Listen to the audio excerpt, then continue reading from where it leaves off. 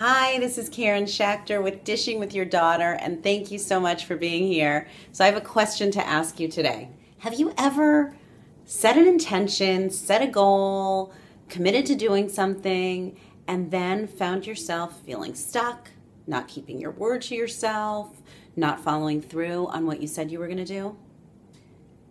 If your answer is yes, then let me just say you are not alone. I work with women all the time who struggle with this, and I have struggled with this a lot in my life. I feel like my life has been a series of setting a goal, getting stuck and resistant, backing off, being afraid, and then moving through it. I just faced this recently, actually, the past couple days, and I wanted to share with you how I work through this one, or am working through this one, and how I've worked through other stuckness in my life. This is really important for us as women, because every time we don't keep our word to ourselves, we're letting ourselves down. Every time we say we're going to do something and then don't follow through, we are weakening our trust in ourselves. We are decreasing our self-confidence. So it's really important. It's really important for ourselves, and it's really important that we model building self-trust, building self-commitment to our daughters. Let me share with you what happened to me and some things that I learned that may be helpful for you. So one of my commitments this year, 2015, was to be in touch with you, my community, more regularly. I committed to myself to be in touch once a week, either with a newsletter, article, or a video. And here we are in week 4. I think I've sent out one little email. A week after week would go by, and I was not keeping my word to myself. So Friday night, I sat down, and I was going to write to you come hell or high water. And there I was, me and my blank screen, and I was stuck. It wasn't just writer's block. I don't even know what to say.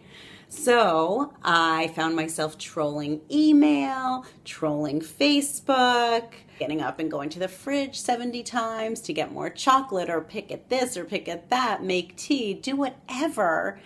That was continued to distract me, but also was serving as a way to avoid what I needed to do. Here's what I did, and here is what I am going to suggest you do if you're feeling stuck. The first thing I did, number one, was I reached out for help.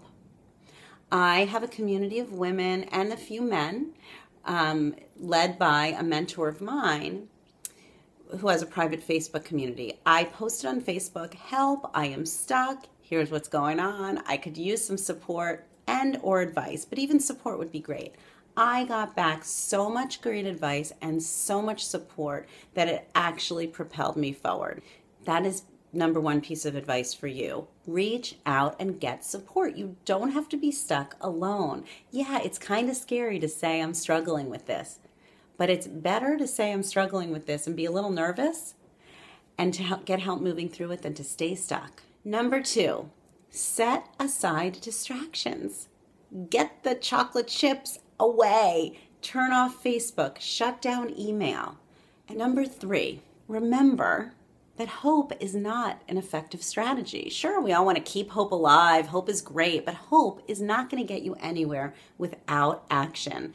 One of my mentors talks about taking small leaps of faith. These are little things that move us in the direction towards where we want to go. And sometimes they are just that. Sometimes they're leaps of faith. Sometimes we don't know if they're going to work, but the actual movement and action in and of itself is helpful. Number 4, and this is a big one, and I'm doing it now, and I'm modeling this, is to state your intention publicly. I told my small Facebook community group that I was going to start writing weekly, or doing videos for you weekly, and I'm telling you, my intention is to be in touch with you every week. I want to get to know you. I want you to get to know me. I have a lot to share on the subject of girls and women and health and well-being and self-esteem and body image, and I can't do it hiding in my corner. So my intention is to be in touch with you more. Now, setting a public intention is scary, because what if I don't do it? And the same is true for you. If you set a public intention and then you don't do it, someone might call you on it. But the gift of this is that someone might call you on it. Someone else can help hold you accountable. So I hope you'll join me in 2015 and make this a year of action, of being true to yourself.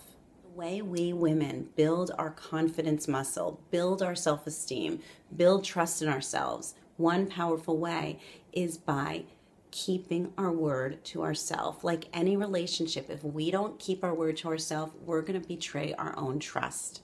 This is really, really important. It's also really important to model this for our daughters. They are going to be faced with goals and with fears throughout their lives. The ones who are going to be more successful and be more confident are the ones who are going to face their fears and move through them anyway. Not always easy, but they need us to show them the way and to help them do it. So I hope you'll join me. Thank you so much for being here. And please share your intentions, share your goals. I'd love to hear what you're moving towards this year, where your fears hold you back, and how you're going to move through those and get unstuck. Thank you so much. Bye.